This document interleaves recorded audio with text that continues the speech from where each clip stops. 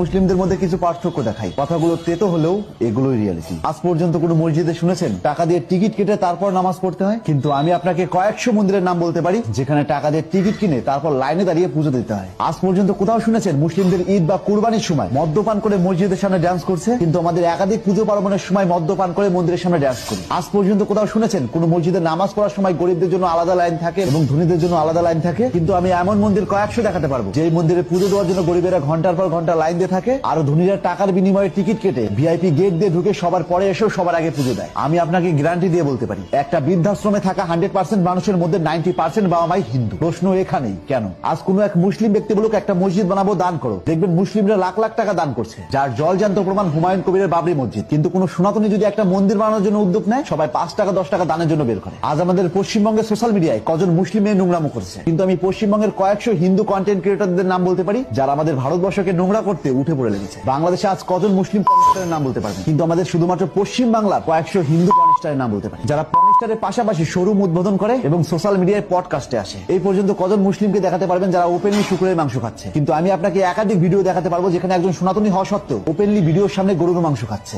আজ পর্যন্ত মুসলিম ধর্মগুরু মোহাম্মদ সাল্লাল্লাহু আলাইহি ওয়াসাল্লাম ও কোরআন নিয়ে একজন বাজে মন্তব্য করেছেন আর সমগ্র মুসলিম প্রতিবাদ করেনি, এরকম ঘটনা কটা দেখাতে পারবেন? কিন্তু আমাদের ভারতবর্ষ হিন্দুস্তান হওয়া সত্ত্বেও একজন সনাতনী বলছেন রাম মুসলিম ছিলেন, একজন নেত্রী ব্রাহ্মণ হওয়া সত্ত্বেও সবার সামনে হোলি মুবারক বলছেন, কেউ কেউ বলছেন শিবলিঙ্গ বেকার জিনিস, কিংবা রাস্তায় শ্রীরামের পোস্টার পড়ানো সত্ত্বেও কজন সনাতনী প্রতিবাদ করেছেন। আর যখনই আমরা এই বিষয় নিয়ে কথা বলবো তখন আমাদের পশ্চিম বাংলা ধুতি পাঞ্জাবি পরিহিত কিছু ভণ্ড ধর্ম প্রচারক আমাদের সেকুলার মুসলিমদের দালাল, এমনকি সনাতনী বিরোধী বলে। তো তাদের উদ্দেশ্যে একটা কথাই বলতে চাই, আপনি যে চেঁচাচ্ছেন সনাতনী জাগো সনাতনী জাগো, এক ফার্স্ট আয়নার সামনে দাঁড়িয়ে নিজেকে প্রশ্ন করুন আপনি নিজে জেগেছেন তো? যদি সত্যিই জাগতেন তাহলে অন্য ধর্মকে কটূক্তি না করে নিজের ধর্মটাকে আগে কারেকশন করতেন এবং আমাদের সনাতন ধর্মশাস্ত্র যারা সবচেয়ে বেশি বিকৃতি করেছে সেই অত্যাচারী ব্রাহ্মণদেরকে সবার আগে বয়কট করতেন। বিশ্বাস করুন আমি খুব ভালো করে জানি আমার কথাগুলো খুব তিতা, যার জন্য সবাই সহজে গিলতে পারে না। আর মানতে কষ্ট হলেও সত্য সবসময় তিতাই হয়। তবে